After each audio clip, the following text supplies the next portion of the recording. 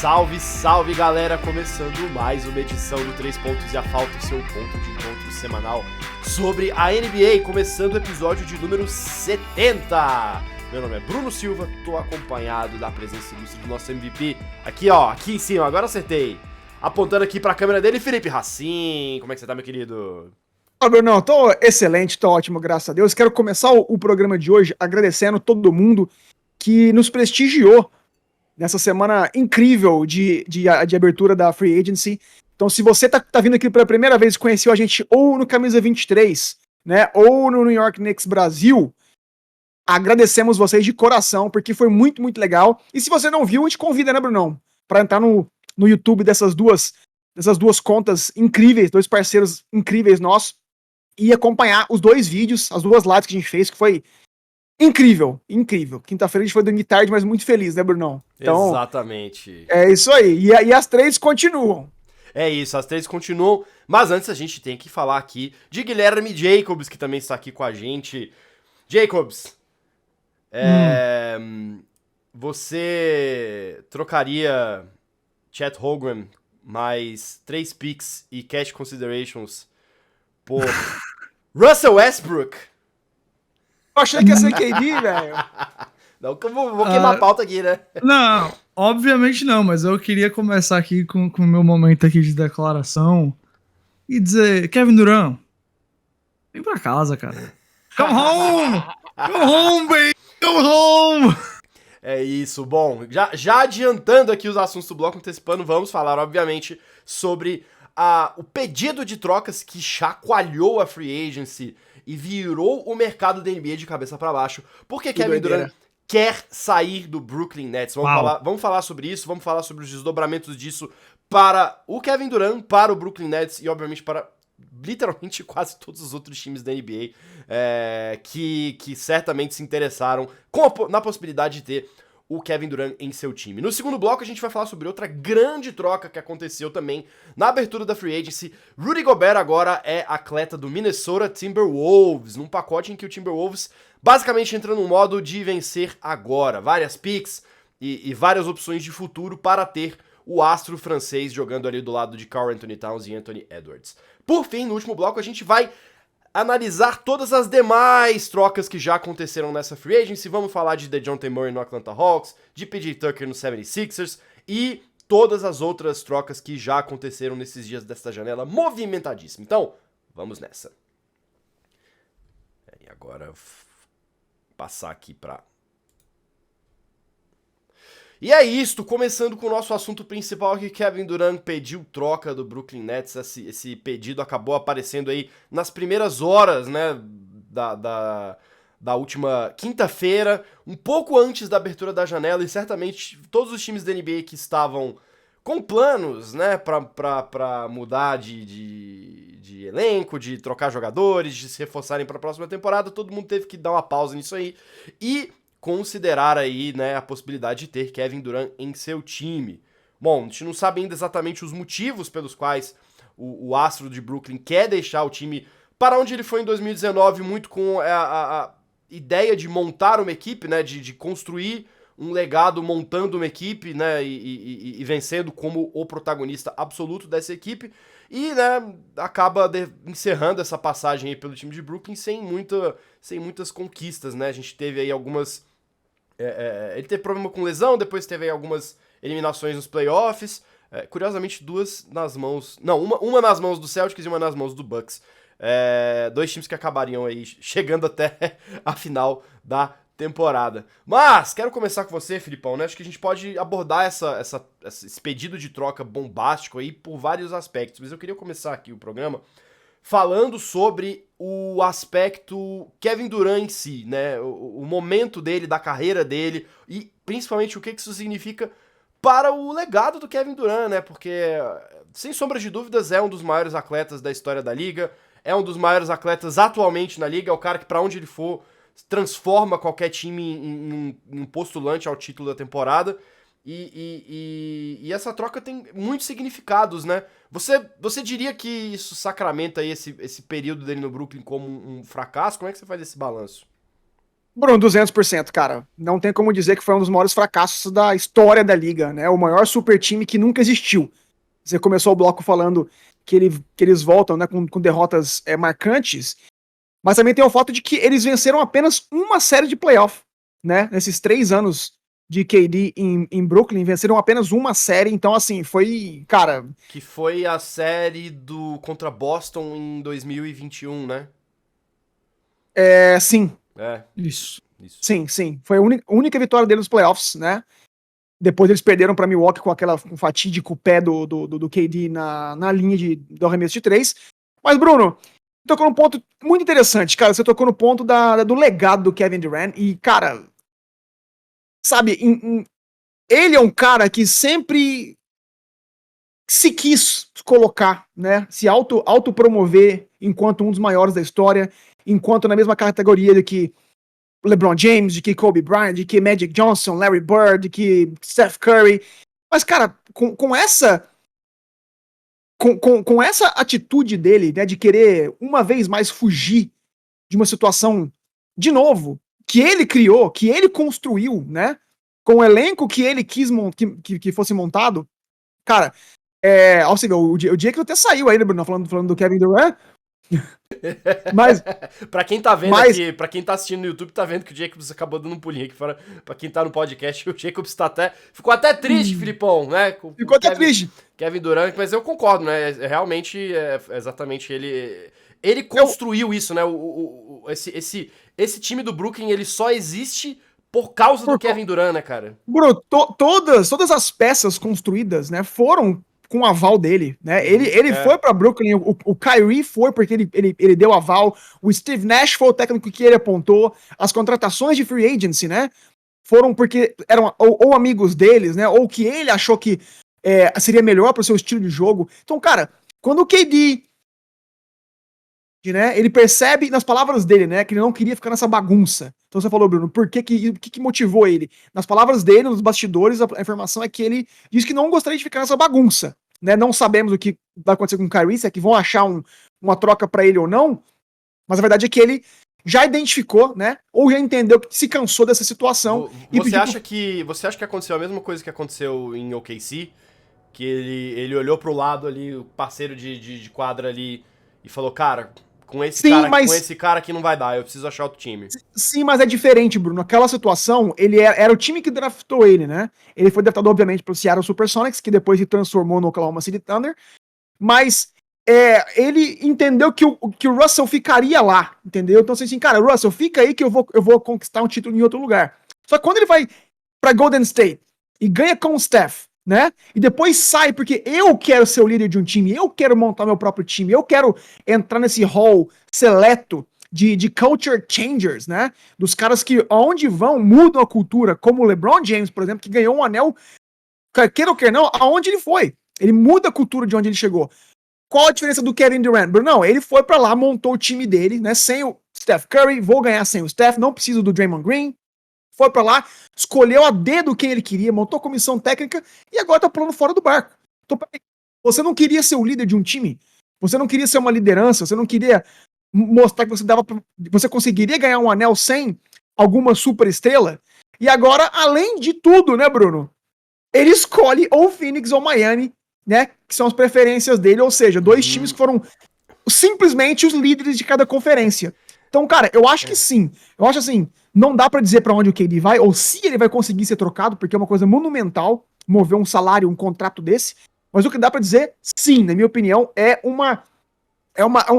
um estrago colossal no legado dele. E eu me arrisco a dizer que se ele não for campeão nos próximos anos, antes de se aposentar, eles, infelizmente, embora um jogador fantástico, genial, um dos melhores chutadores, arremessadores da história, vai ser sempre lembrado como o cara que saía de time, né? Que ganhou 2 anéis com o Steph Curry meio que de brinde, né? Porque e agora pulou do barco de novo. E é até curioso essa percepção justamente no momento em que a narrativa que começou a aparecer vem justamente com esse título do Warriors que né, muita gente passando a acreditar que, poxa, os 2 títulos do Warriors em 17 e 18, né, as pessoas têm essa noção de que, pô, o Kevin Durant foi pra lá e o time só ganhou por causa do Kevin Durant, e agora tem essa percepção de que é o oposto, né, o Kevin Durant ganhou porque ele tava no Warriors. Queria, inclusive... pode falar. Não, só pra complementar, exatamente, provou porque é o seguinte, quando ele sai de Oklahoma, eles não ganham, sai de Golden State, eles não ganham mais, o argumento dele ganha força, né? Assim, cara, vocês ganham só por causa de mim, né? Agora, como você falou, como os caras ganham com um time cheio de calor, com Gary Payton, que se quer, né? Sim. Uma loteria, Toscano Anderson, cara, com Kevon Looney, os caras são campeões de novo sem ele. Exato. Entra na cabeça dele, tem jeito. Então, queria até trazer já o Jacobs aqui pra essa conversa, porque essa situação que o Kevin Durant está vivendo agora é uma situação que para Guilherme Jacobs é extremamente familiar. Ele já viu esse filme, ele já viu isso acontecer antes, né? Quando o Kevin Durant decide, exatamente nesse momento que a gente falou, que ele decide sair de Oklahoma, né? Ali em 2016 e se junta ao Golden State, passa ali 3 anos com o time, ganha 2 títulos e depois vai pra jogar com o Brooklyn. Que paralelos você consegue ver nessas duas situações, Jacobs, e como que você vê, você acha que você acha que o Kevin Durant é esse tipo de jogador, assim, no fundo, o que vai prevalecer é essa coisa de que o Kevin Durant só ganha quando se junta a esquadrões? Olha, o negócio que o Kevin Durant tá passando agora, assim, eu acho que ele, há 2 anos atrás, quando ele teve aquele jogo lá contra o Milwaukee, que ele realmente só perdeu porque o pé dele tava na linha, eu senti que ele tava muito próximo de afastar aquela imagem dele que saiu do Warriors vamos dizer assim, carona de títulos, né? Ele jogou o melhor basquete da vida dele, eu acho, naquela série. Ele foi extremamente dominante. Ele entregou tudo em quadra. Tudo mesmo. Tanto que você via na prorrogação daquele jogo que ele não tinha mais perna nem pra pular pra fazer o arremesso. Ele jogou todos os minutos, né, Jacobs? Todos os últimos 2 jogos. Não sentou. Exato. E aí, aquilo ali pra mim, quase como se ele, que eu acho que é o caso, olhasse pra aquilo ali e falasse: se eu ganhar isso aqui, eu sou campeão da NBA. Tanto que perdeu pro título, pro vencedor, né, pro campeão. Uhum. E aí, depois disso, aconteceu que o projeto Brooklyn Nets começou a colher os frutos de ter sido montado por 2 jogadores que eu acho que deixam o fora de quadra atrapalhar demais dentro de quadra, são o Kevin Durant e o Kyrie Irving. E depois, especialmente o Kevin Durant talvez não tanto, mas que tem, vamos dizer assim, nem sempre o melhor julgamento fora de quadra.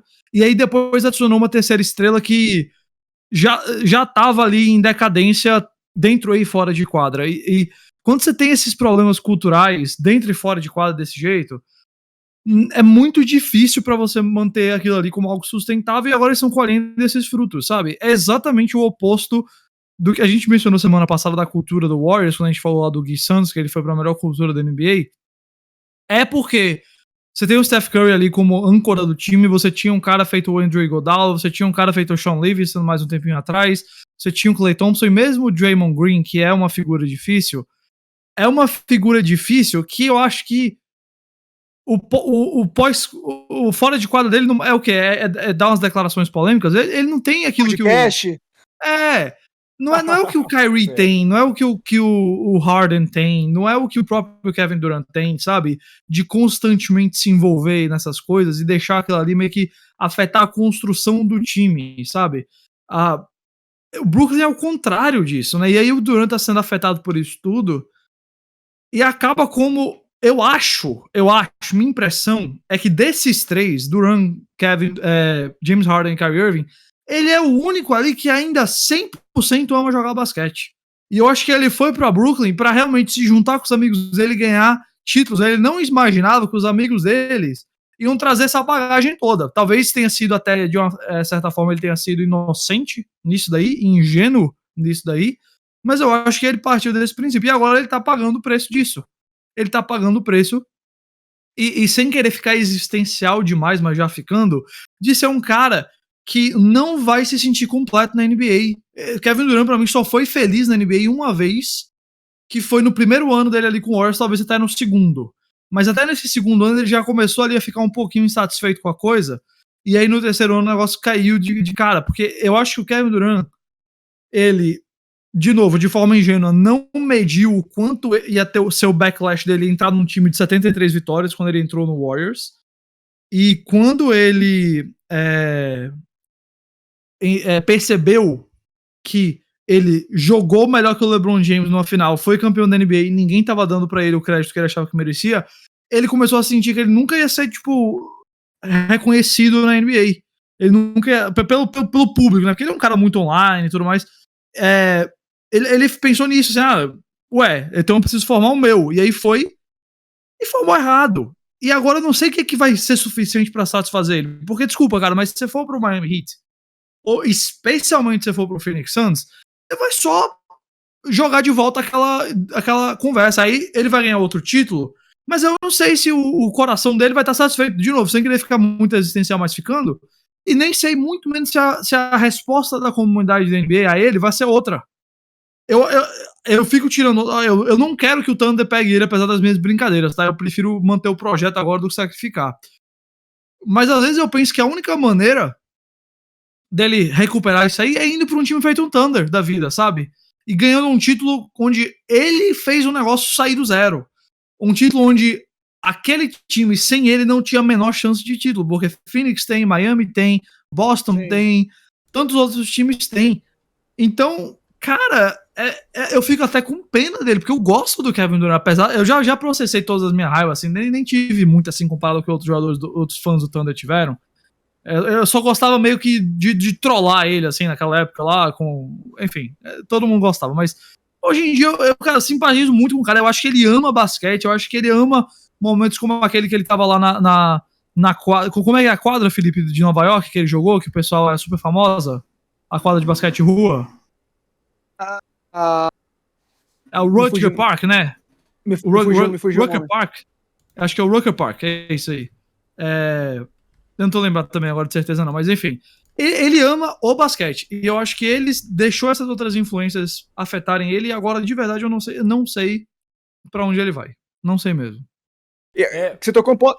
Desculpa, Bruno. Pode não, eu ia trazer justamente já, acho que é legal, assim, não sei que você tem alguma coisa aí, esse aspecto existencial do Kevin Durant falar, mas eu tô super de acordo, cara, eu acho que é bem por aí mesmo, assim,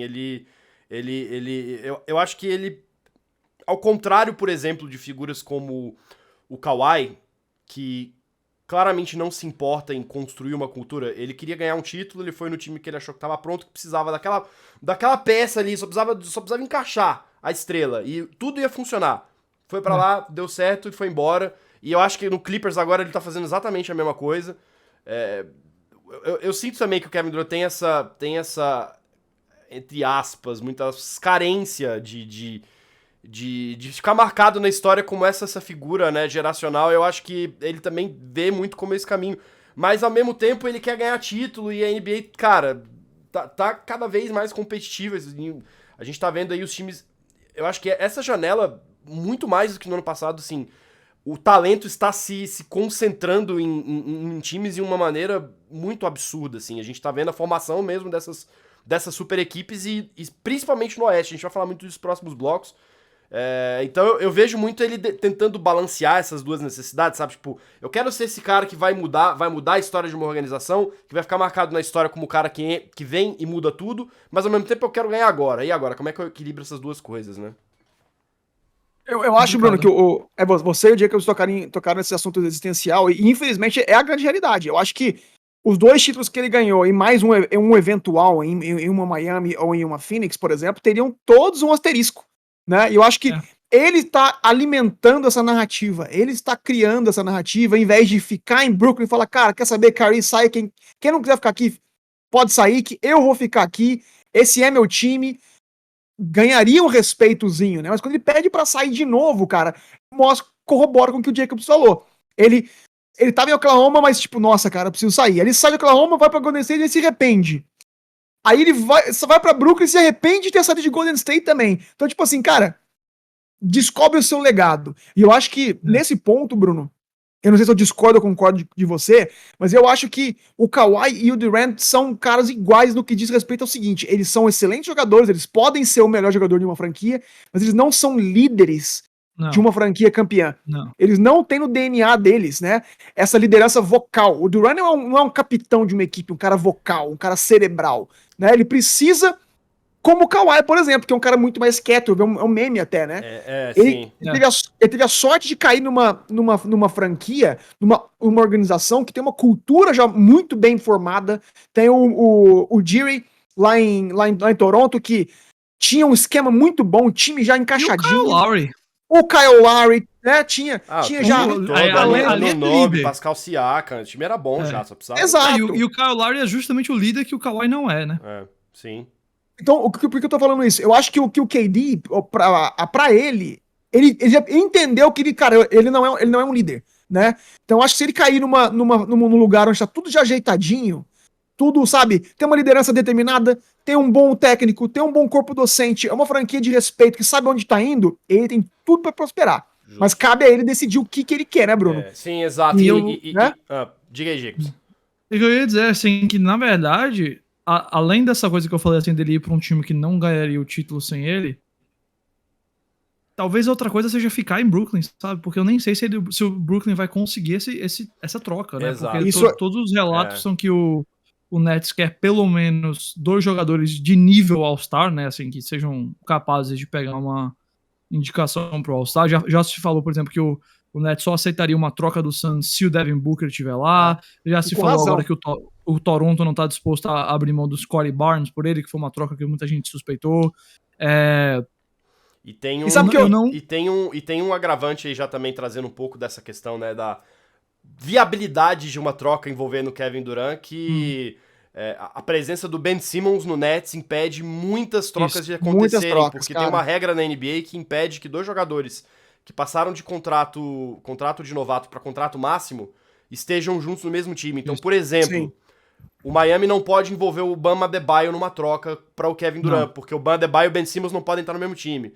Então aí, se eles quiserem trazer o Kevin Durant, eles têm que dar um jeito de envolver também o Ben Simmons na troca. Então aí teria que provavelmente achar um terceiro time para ter o Ben Simmons, e a coisa vai ficando cada vez mais complexa. E é o tipo de contrato que, por exemplo, se o Nets quiser uma estrela jovem, você já tem uma lista de atletas ali que tá totalmente bloqueada. O Zion acabou de assinar, também tá bloqueado. Jamoran, praticamente todo o hall de atletas que o Nets está interessado não pode ir pra lá. Então complica muito mesmo, né? Assim, é uma questão difícil de resolver. Então, já transicionando pro próximo assunto, e antes eu só falar o seguinte, a gente tá falando do KD, mas, cara, vamos lembrar que é o seguinte, o grande propulsor dessa catástrofe inteira foi Kyrie Irving, né? Foi. Eu acho que ele que ruiu as estruturas inteiras desse time do Brooklyn Nets. O KD tem a culpa porque ele tá saindo do time que ele construiu, do qual ele era o líder, né? Mas o culpado de tudo mesmo inicial foi o Kyrie, quando não decidiu tomar essa vacina. E os efeitos a gente já viu com James Harden e agora com o KD. Mas transicionando pra onde ele vai. Bruno, eu sou da seguinte opinião. Eu acho que, como vocês mencionaram, é impossível você trocar um KD por alguém igual ao KD. É um talento inimaginável. Ele é o top 3 da liga. Concordo. Né, no mínimo. Não existe cenário em que o Brooklyn não saia perdendo nessa troca. Não saia perdendo. Então, de duas, uma. Ou eu entendo isso, falo, cara, não temos outra escolha a não ser conseguir o maior número de picks possível, vamos reconstruir pro futuro mesmo, vamos aceitar que dói menos, né? Porque, cara, um pacote, vamos supor, você troca o KD pra um Pascal Siakam, por exemplo, pro próprio Scottie Barnes, tipo assim, cara, não é mesmo?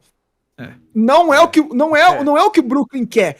Mas agora, se eu sou Brooklyn, eu falo, cara, peraí. O cara tem 4 anos de contrato comigo ainda. Eu não tenho obrigação nenhuma de aceitar qualquer proposta. Muito menos pro time que ele escolheu, né? Então, o GM de Brooklyn, né? A obrigação dele é pensar no time. É fazer a escolha melhor pro futuro. Fala, KD, você quer sair? Beleza, amigão. Só que o preço nosso é esse, a gente não vai abrir mão. Do contrário, a temporada começa, você tá aqui no time. Tem que ter mais 4 anos, amigão. É isso. Né? Porque, cara, senão, né? Não fecha a conta. E eu acho que esse time de Brooklyn agora, os GMs de Brooklyn já entenderam a lição. E eu acho que eles não vão facilitar, Bruno. Então, por isso, eu começo a imaginar que, cara, essa ideia do KD, pelo menos começando a temporada como jogador dos Nets ainda, é bem possível, bem plausível. Jacobs, como é que você vê isso daí, cara? Porque realmente, assim, eu acho que se você for pensar em troca, cada vez mais a gente tá se aproximando de um cenário em que trocas entre dois times não tem como acontecer, né? Pois é. Então, se você teria que envolver um terceiro time, e a gente já tá num cenário em que vários times já meio que, assim... Eu acho que cada vez que a gente vê um time fazendo uma troca ou renovando com um contrato max de alguma estrela, eu vejo que é meio que automaticamente eles falando que estão saindo do páreo. Então, por exemplo, um Denver, quando assina ali o Supermax com o Nikola Jokic, maior salário da NBA, vai ganhar 260 milhões aí em 5 anos, automaticamente esses caras estão falando, olha, pelo menos eu vejo, né, assim, esses caras estão falando, olha, não, eu tô fora dessa disputa aqui. Então realmente fica um cenário muito difícil, né? Você tem algum palpite? Só pra passar pro Jacobs, além de tudo que você falou, Bruno, pra piorar, as trocas recentes que aconteceram essa semana, vídeo Rudy Gobert, por exemplo, deram 5 picks pelo Gobert, mais uns 4 jogadores, cara. Então, assim, o mercado tá deixando ainda mais difícil, né? Porque, cara, se o Gobert vale aquilo, quanto não vale um Kevin Durant, né? Sim, é complicado mesmo. E aí, Jacobs? Cara, eu acho que primeiro, sem dúvida, o Kevin Durant, eu não fiz a pesquisa total, mas de memória, eu acho que ele vai ser o melhor jogador trocado na história da NBA desde o Kareem Abdul-Jabbar. Eu acho que desde então, porque quem mais? Assim, eu não sei qual foi outro cara que tava no poder dele, assim, sabe? Talvez o Shaq, quando foi trocado do Lakers pro Heat, sabe? Mas eu acho que nem era mais a mesma coisa, assim, não, sabe? O Shaq ali não, já. E o Shaq também já tava meio que no final do contrato dele no Lakers, né? Isso. Kevin Durant acabou de renovar, né? Ele tem 4 anos de contrato ainda, então isso complica muita coisa. Então, assim, eu realmente não sei qual é o time que pode fazer essa troca pra ele agora, assim. Eu acho que, primeiro, o Brooklyn tem zero, como o Felipe falou, zero obrigação de aceitar uma troca que não seja o que eles querem. Primeiro, porque se trata do Kevin Durant, se trata de um dos 12, 15 melhores jogadores da história da NBA. Então não vem me dizer que você vai trocar ele por 2 role players e 4 picks, sabe? Não dá. Essa não tem condição, porque... E com 4 anos do contrato, né, cara? Exatamente, não dá. É o Kevin Durant com 4 anos, cara. Exato. Brooklyn não tem o menor direito menor obrigação, melhor dizendo, de aceitar uma troca que não faça o menor sentido para eles. Eles têm que aceitar uma troca que seja excelente para eles. Eu acho que essa troca tá cada vez mais difícil de se encontrar. Eu acho que uma das trocas, assim, que a gente até conversou, Bruno, no WhatsApp, que envolvia 3 times lá com o Jazz, o Suns e o Nets, por exemplo. Eu acho que ficou mais difícil agora porque o Jazz aparentemente quer reconstruir o time ali em volta do Donovan Mitchell e não vão trocar. E eu não sei se como o Booker não pode, né? Se o Mitchell estaria nessa troca, já o Jazz não vai mais aceitar. Então tá muito difícil achar essa troca, né? Tá muito complicada pra gente, complicado pra gente dizer assim hoje qual é essa troca, assim, a não ser que o Nets comece a baixar o patamar do negócio porque quer logo encontrar uma reconstrução. Eu acho que eles não vão fazer isso. Eu acho que o Durant começa a temporada lá. Acho até que ele joga, tá? Eu não sei se o Durant vai ser o cara que vai dizer assim, não vou jogar. Mas nesse momento, olha que eu já passei muitas horas pensando nisso, mas nesse momento eu não encontro uma troca que faz sentido, não. E pensando nessa possibilidade, Filipão, já vou encaixar um assunto no outro aqui, que eu sei que você quer falar sobre essa possibilidade de quem talvez possa ter o Durant. Numa eventualidade de um cenário com o Durant ficando no Brooklyn Nets, né? Bem rapidinho, assim, como resolver a questão com o Kyrie? Porque também é uma... Isso que eu ia falar agora, Bruno. Uma coisa Bruno. leva a outra, né? A gente passou o episódio passado inteiro falando, putz, né? A situação do Kyrie vai mexer com o Kevin Durant. Será que o Kevin Durant vai ficar? Né? E o Kyrie já tava nessa vontade de querer sair já até antes, né? Publicamente já sabia de que ele queria sair muito antes, né? Sim. Como é que você acha que fica isso aí?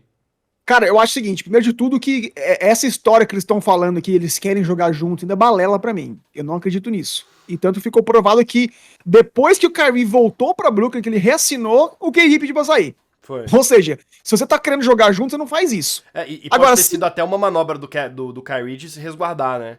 Assim, tipo, também. num cenário em que o Durant tá fora, aí o Brooklyn vira e fala, não, eu não vou renovar com você não, bicho, que eu vou...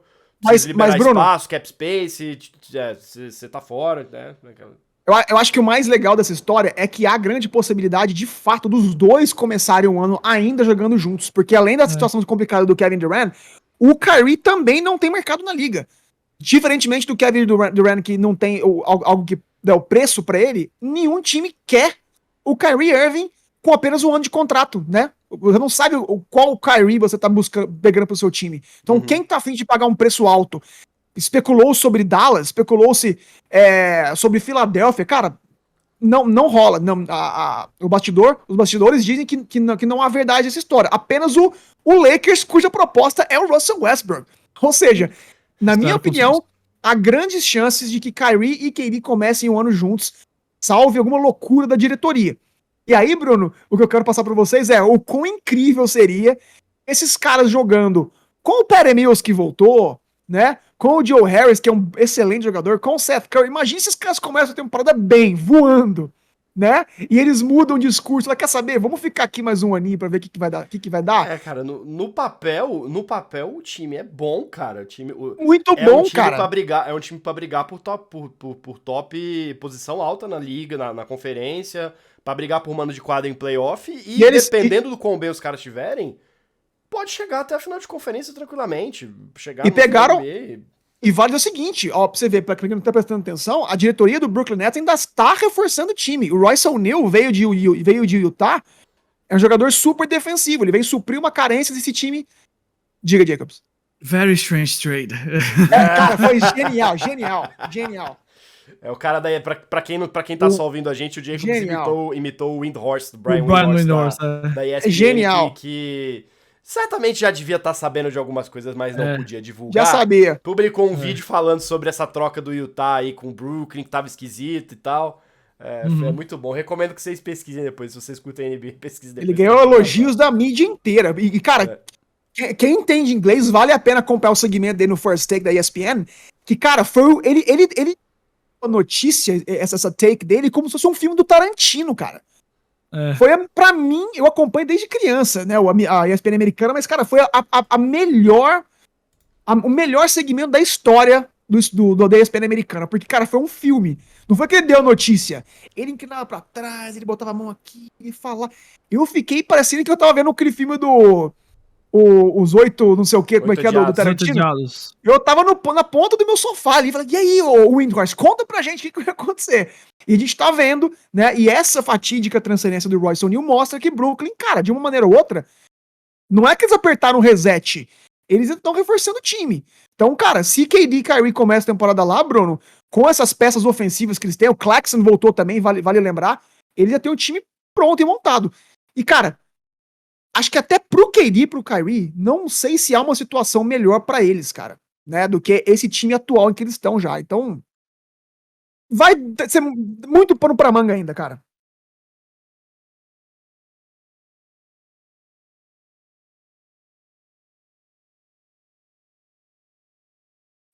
Eu tentei uma aqui, que é o seguinte.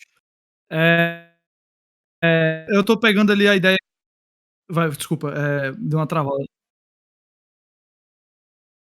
Tá. Porque a gente tinha comentado sobre a possibilidade, Bruno, até fora da câmera aqui, sobre uma troca entre o Nets, Suns e Jazz, né? A gente sabe que o Jazz não vai incluir o Mitchell e que o Suns não pode incluir o Booker. Então, eu não aceitaria isso se eu sou o Brooklyn Nets, tá? Mas é uma das únicas, assim, possibilidades, porque supostamente o Jazz queria o DeAndre Ayton por causa da saída agora do Gobert, a gente vai falar disso no próximo tópico, e aí minha troca é o seguinte, né, o Nets envia só o Kevin Durant para o Suns, e eu botei aqui o Cam Thomas indo pro Jazz só pra questão de salário, tá? Sim. Mas... Pra quem tá vendo a gente no YouTube, tá na tela a troca aí também, viu? Pra vocês pronto, show de bola. Pode ser o Cam Thomas, pode ser qualquer outro cara. Tirando o Durant, eles precisariam mandar, assim, um contrato mínimo, assim, pra dar o dinheiro nessa troca, tá? E aí, o Jazz mandaria o Mike Conley e o Jordan Clarkson pro Brooklyn Nets para receber o DeAndre Ayton e o Cam Thomas. E o Suns mandaria o Michael Bridges para o Brooklyn Nets para receber o Kevin Durant. Além disso, obviamente, o Suns precisa mandar picks, o Jazz precisa mandar picks, inclusive pode mandar essas picks aí que eles receberam do Minnesota Timberwolves. Eu não sei se isso aqui é suficiente, na verdade me parece ainda barato. Não troco. Quem eu também queria não. pra Brooklyn? Iria só o Michael Bridges e quem mais? Iria Bridges, O Jordan Clarkson e Clarkson. Mike Conley. Em teoria Tá teria aí... Mas faltaria o All-Star que eles estão querendo, né? Acho que é uma... Nenhum All-Star, digamos assim. E o Mike Conley é um cara velho, né? Um cara que saiu de Memphis e Memphis cresceu, entendeu? Então, cara, até é complicado. do lado do 100%. Suns eu teria dúvidas assim, eu acho que acabaram aceitando, mas é que o Bridges é um cara ali que eu acho que numa eventualidade de não ter o Ayton no time, você não ter o Ayton nem o Bridges, você dificulta muito a defesa do time, né? E sem o Magui, né? Eles perderam o Magui também, cara. Você ferra muito com a defesa do Suns. Eu acho que essa troca aqui, o Suns faz num segundo. Num segundo mesmo. Sim, com certeza. Eu não sei se o Jazz faria, de verdade, não sei se o Jazz faria essa troca, e muito menos acho que o Nets não aceita. Mas pra vocês verem, isso é uma troca super complexa entre 3 times que a gente nem sabe se todos os envolvidos aqui aceitariam. É pra mostrar o quão difícil isso aqui é, cara. É muito difícil essa troca. É complicado mesmo. Muito bem. Bom, vamos então passar aqui pro segundo bloco, né? A gente já falou muito aqui sobre Kevin Durant. Certamente vamos ter muito sobre o que falar nas próximas semanas, pelo menos porque eu acho que essa história vai longe. Se não resolveu ainda, ela vai longe. Então vamos agora pro segundo bloco, vamos falar de uma troca que sim aconteceu. Vamos falar sobre Rudy Gobert no Minnesota Timberwolves.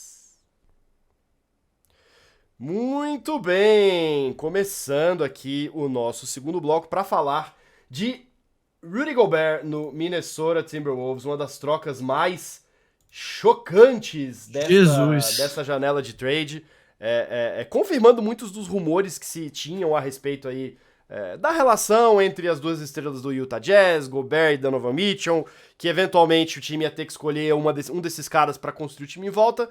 Bom, está aí a resposta. O Utah mandou o pivô francês pro Minnesota Timberwolves em troca de um pacote que envolveu 4 jogadores, na verdade 5 jogadores, o Malik Beasley, o Patrick Beverley, o Jared Vanderbilt, o Leandro Bolmaro, o Walker Kessler, que eles acabaram de draftar na 22ª posição nesse draft, além de 4 escolhas de primeira rodada para Utah em 2023 e uma 25, pick swap.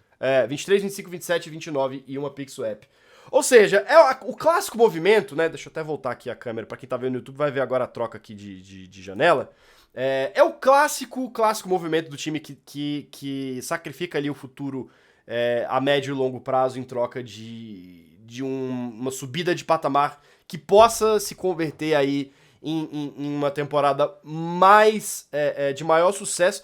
Que inclusive, né, vai lembrar que o Timberwolves foi pros playoffs, jogou contra, né, enfrentou o Memphis Grizzlies, acabou caindo na primeira rodada, mas enfrentou o Memphis Grizzlies, então é um time que ganharam no play-in, né? Ganharam no play-in, já tava vindo em uma evolução, Anthony Towns fez uma boa temporada, espera-se que o Anthony Edwards também faça um salto grande aí de potencial, e agora vem com esse grande reforço aí, que é o Rudy Gobert, né, Filipão, o que você tira dessa troca aí? Suas considerações aí iniciais sobre essa troca?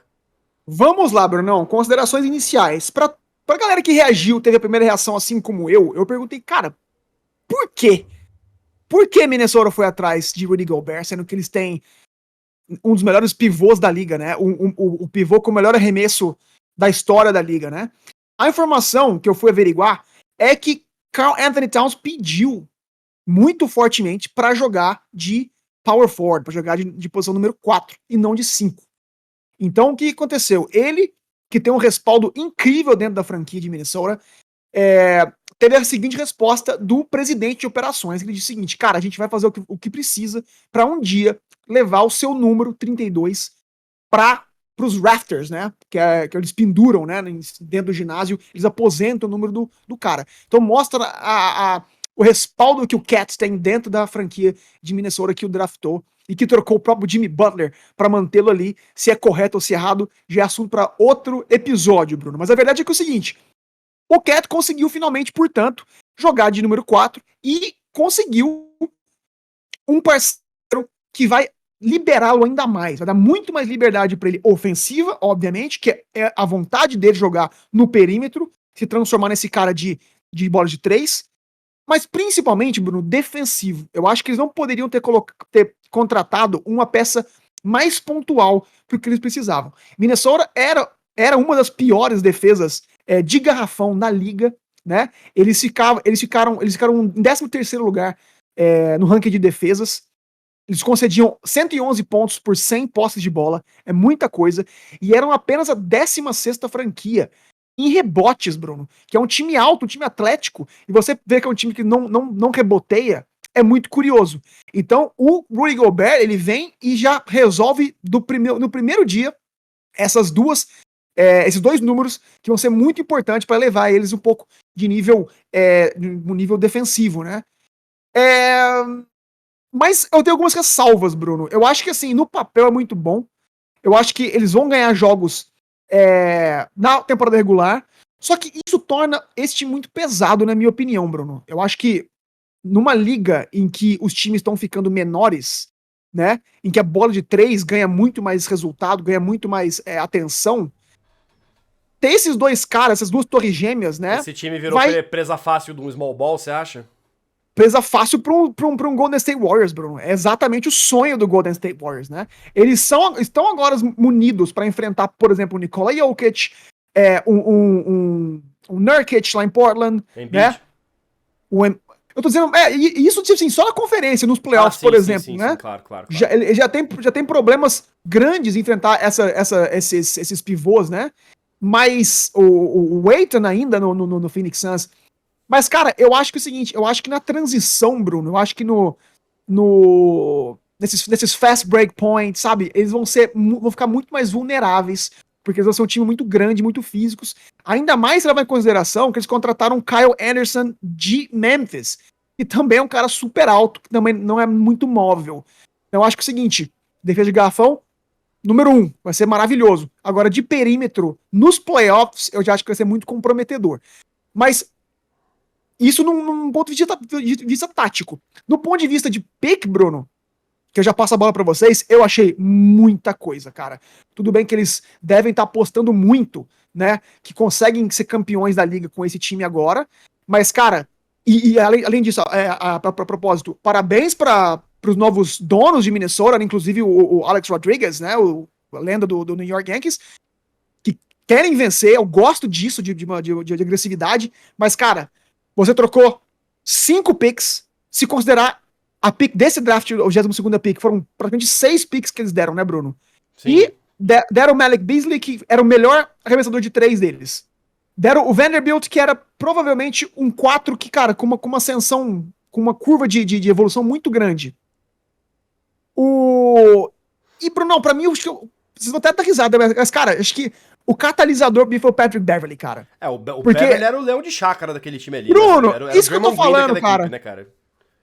De novo, vou trazer a palavra que a gente mais ama, cara. A palavra que o 3 pontos é falta ama. Os intangíveis do basquete. Cara, o venceu aquela batalha, aquela guerra contra os Clippers no play-in por conta do Patrick Beverley. Que ele incendiou a torcida, ele incendiou aquele time, ele trouxe uma cultura, um DNA competitiva pra essa franquia que sempre ficava ali meia bomba, né? Então, Bruno, quando você perde um cara desse, né, junto com essas picks todas, e traz um Gobert de 30 anos, eu achei muito caro e muito arriscado. Então, eu considero que Utah venceu a troca. Né? Tô curioso pra ver. Considero. Então, já dou parabéns pra, sabe pra quem, Bruno? Danny Ainge. Que foi o cara que... Bruno, o Danny Ainge é o cara mais frio da liga. GM do Utah. Ele saiu de Boston, obviamente, e ele foi o cara que trocou, sem cerimônia alguma, Paul Pierce e Kevin Garnett de Boston, quando ele se tornou presidente de operações. E agora, quando ele vai pra Utah, ele troca com o Rudy Gobert, e com certeza o Spider Mitchell deve ser o próximo. Então, cara, frio ou não, eu achei que foi uma excelente troca para Utah, e curioso pra ver como é que Minnesota vai Isso você tá considerando, no caso do Utah, já passando aqui pro Diego também, no caso, um rebuild, né? Você acha que o Utah tá indo pra rebuild? Eu acho que eles vão ter pelo menos um ano aí com o Mitchell ainda, porque pelo menos os relatos iniciais dessa vez é que eles querem construir o time de volta ao redor dele. E a gente sabe que já havia aí supostamente, como o Felipe falou, que acho que tá confirmado agora, uma inimizade entre o Gobert e o Mitchell, e até dentro da quadra, assim, não tava funcionando mais, né? Eu acho que o Minnesota pagou, assim, caríssimo isso aqui. Acho que não tem a menor Sim. condição de justificar essa troca quando você olha o que eles mandaram, porque foi 4 picks de primeiro round sem proteção, que é loucura. Desculpa, 3 sem proteção, e a quarta só tem proteção no top 4 do draft. Então, muita chance de ser loteria, sim, além do pick swap, além do Walker Kessler, que já foi um pick de primeiro round nesse ano. Então, são basicamente 5 picks de primeiro round, no quais 3 são sem proteção, um tem uma proteção minúscula e o outro acabou de ser draftado. Bicho, assim, é muita coisa.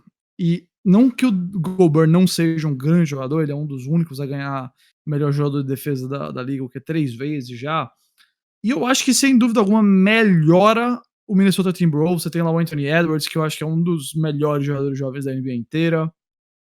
Eu acho que o Wolves até se sentiu pressionado numa conferência oeste, onde a gente vai falar rapidamente, mas o Blazers melhorou, o Nuggets melhorou, o Clippers melhorou, sabe, acho que ficou pior, entre aspas, talvez só o Maverick. Praticamente toda a metade de cima da tabela melhorou. Eu diria que até o Mavericks melhorou, cara, porque tem agora o John Wall, tem o Magui, né, trouxe uma profundidade... John Wall? John Wall não, desculpa, Christian Wood, foi mal. Eu sempre confundo os caras do Houston. Eu falei, caralho, saiu uma bomba, eu não tô... John Wall tá no Clippers, John Wall tá no Clippers. Exato. É o Christian Wood, já veio o Magui, tem profundidade agora. O Mavericks, agora, no mínimo, tá no mesmo lugar, então, sabe? Porque sim, perdeu de Jalen Bronson, né? E aí acho que o Jazz seria o time que abriu mão de talvez esteja dado uma quedinha aí, mas que ainda vai ser competitivo sem dúvida alguma, sabe? Então eu acho que nesse sentido eles melhoraram, eles estão sentindo que a conferência precisa competir, né? Tá difícil, tá dura. Mas eu achei que o time tá muito, muito, muito longe ainda de poder competir com o título só ter adicionado o Gobert, sabe? Como o Felipe bem mencionou, apesar de achar que eles vão estar melhor equipados para lidar com o small ball do que o Jazz estava, eu não acho que esse time tá imune ao que o Warriors faz, ao que o Suns é capaz de fazer, nada disso, sabe? Então, o próprio Grizzlies ali. Então... eu sempre fui mais crítico do Gobert em playoff do que muita gente. Eu acho que ele não move o palito a não ser garantir que o Wolves é time de playoff, sabe? Mas só que é isso, essa é a dificuldade da NBA, né? Quando você tem uns caras de estrela desses que são às vezes impacientes, ou mesmo não nem questão de impaciência, mas que querem, né? Querem mudar, né? Detestam ficar ali no meio onde nada acontece. Às vezes você tem que fazer uns negócios drásticos desse. Eu só acho que o pagamento foi muito, muito, muito além do que o Gobert merece. Isso, muito bem. Bom, você quer complementar uma coisa aí, Filipão? Manda ver. Quero complementar a parte sobre Utah que eu não falei. Sim, claro. Cara, eu vou chamar de novo o Brian Windhorst, porque, cara, eu acho que é o seguinte, eu acho que até a troca do Royce O'Neal dava pra dizer que eles talvez não tivessem no rebuild. Mas quando eles trocam o Royce O'Neal, Bruno, que é um dos melhores defensores depois do Rudy Gobert, e deixam o Pascal, o Eric Pascal sair, que eram os 2 melhores amigos do Spider Mitchell no time, eu não imagino que há condições do Mitchell querer ficar nessa situação. Eu acho que ele não vai querer arriscar perder mais um ano, eu acho, num lugar em que ele não vai ganhar nada. Pelo contrário, o time vai ser um dos piores times da liga. Então, para um cara que já estava insatisfeito, né, quando ele vê o time se desfazer dos melhores defensores da liga e dos seus melhores amigos, cara, sim, eu acho que não tem clima para ele ficar, Bruno. Eu acho aí que é difícil também. Aí a questão que surge é, cara, qual time, né, quem faria uma troca também para levar o Spider Mitchell? E, cara, é difícil também. Né? Porque... outro sonho de consumo do Miami Heat aí, né? O Mitchell já falou várias vezes. Mas é aquela coisa. Voltamos ao assunto de né, como fazer essa troca ser viável e também é complicado. É complicado, cara. E eu já faço essa expressão minha de incrédulo, porque talvez fosse a melhor off-season possível pro New York Knicks. Mas a gente A gente, cara, deu all-in tão cedo, foi tão precoce com o Jalen Brunson, que quando o KD ficou disponível, quando o Spider Mitchell tá disponível, quando o DeJounte Murray tá disponível, a gente fala, putz, mas a gente já contratou até o pai do Jalen Brunson pra ser coaching staff aqui. Então, velho, é um show de horror, cara. É um show de horror, Bruno. Então, complicado. assim, a gente teria peças e cap space pra contratar qualquer um desses caras. Mas enfim. Já que a gente tá se aproximando aqui de outras três da liga e o Felipe tá aqui descontente com o seu New York Knicks, vamos passar pro terceiro bloco, vamos falar aqui já abrir aqui para todas as outras três que aconteceram ao longo desses últimos dias, porque não foi só o Jazz e o Wolves que se movimentaram. É isso, vamos falar aqui então vamos fazer um resumão de trades, a gente fala bem rapidinho, tem muita coisa, a gente tá com um tempo um pouco curto, então a gente vai acelerar. Vocês estão vendo aí na tela, por exemplo, já uma das principais trocas que aconteceram no início da janela, com o DeJounte Murray deixando o San Antonio Spurs pra se juntar aí ao Trae Young no Atlanta Hawks. Filipão, já pega aí duas trocas aí pra você falar rapidinho e comentar. Pode falar do Hawks? Ou tem que ser outra? Não, pode ser. Tem que ser outra. Pode ser do Hawks e a outra que tocar mais seu coração aí. Não, então o meu toque tá dizendo que a gente vai anunciar e comentar um pouquinho. Então, para comentar um pouco do Hawks. Gosto muito da agressividade do Atlanta Hawks. Eu acho que finalmente o Trae Young vai ter um companheiro de backcourt, Bruno, pra aliviar um pouco da pressão ofensiva, que tudo passava pela mão dele, né? Não tinha um pontuador de consistente quanto ele. Finalmente vai ter esse cara. O DeJounte é um cara com excelente defesa, então ele vai fortalecer as defesas de perímetro de Atlanta também, é super explosivo. Acho que o Trae vai ter que aprender a jogar um pouco mais sem a bola na mão, vai assumir uma função como o Steph Curry faz em Golden State, catch and shoot, que ele é muito bom para isso. E curioso para ver o que eles vão fazer com o John Collins. Eu ainda acho, então, portanto, que a Atlanta vai se reforçar ainda mais. Já por parte de San Antonio, eu acho que não, eles estão entrando no rebuild, vão entrar no tanque para a temporada que vem, pro draft que vem, contratarem o Wembanyama, né? Exatamente. O Spurs firmemente aqui junto com o Rockets e o Thunder na Wembanyama Sweepstakes. É isto. E aí, Filipão, mais uma troca aí. Mais uma, Bruno, as mais importantes agora, vamos trazer já Boston Celtics, que, Bruno, na minha opinião, eu amo o que Boston faz na temporada, nas off-seasons. É uma diretoria, são tão cirúrgicos, Bruno, eles conseguem, com uma troca, talvez, resolver vários problemas que eles tinham nas últimas temporadas. Por exemplo, o problema, na minha opinião, de Boston, o motivo pelo qual eles não venceram o título ano passado foi basicamente playmaking e turnover, né? E o Malcolm Brogdon resolve esses dois problemas sozinho, né? Eu acho que ele, pela experiência dele, pela visão dele, Bruno, vai ter melhor tomada de decisão no clutch time, que eu acho que é a hora que pegava pra Boston. Eles não tinham esse iniciador de jogada, esse cara playmaker, não era do Marcus Smart, muito menos do Jason Tatum, e muito menos do Jaylen Brown, e eles cometeram esses três, muitos turnovers, Bruno. Então acho que ele, por ser esse cara mais cerebral, vai enxugar o número de turnover, vai prover Boston com um espírito de... Ele vai ser aquele closer que Boston precisa, além de ser um excelente cara two-way, né? É um excelente defensor também. Também não podemos esquecer de Danilo Gallinari, Bruno, inclusive, que já chega... amarrou bem aí que ele saiu do Hawks, foi pro Spurs, aí tem o buyout no contrato e agora tá no Celtics. Excelente contratação, um cara que chuta 40% de 3 na carreira dele, vai vir do banco, vai ajudar essa segunda unidade, vai ajudar o Derek White, vai ajudar o Grant Williams. Então, cara, Boston, Bruno, com 2 contratações, eles conseguiram ficar ainda melhores do que ano passado. Há um burburinho, informação de bastidor aqui que eu tô trazendo, já foi um pouco vazada, mas o que dizem em Boston é que Thomas Bryant, do Washington Wizards, vai ser contratado também nos próximos dias para ser reserva do Robert Williams. E é isso, Bruno. Eu adoro a agressividade de Boston, adoro a maneira como eles geram esse time, é fantástico. Jacobs. E o Pacers 100% acreditando no futuro do Tyrese Haliburton como armador, viu? Eu concordo, eu acho o cara muito bom. Cara, é bom mesmo. Agora, não, desculpe, e o Miles Turner também, tem que ficar de olho, né? O Celtics, acho que preencheu os buracos aqui. É isso que eu tenho a dizer, sabe? O elenco tá muito, muito fechadinho agora. Muito bom mesmo. Também. Você quer trazer suas trocas aí, Jacobs? Deixa eu pegar duas, então. Assim, uma que... Assim, trocas e aquisições, né? Porque também tem free agency acontecendo aqui, né? Eu gostei muito do que o Blazers fez trazendo o Jeremy Grant e o Gary Payton, que acabou de ser campeão. Gary Payton II, Gary Payton filho, né? Que acabou de ser campeão com o Warriors.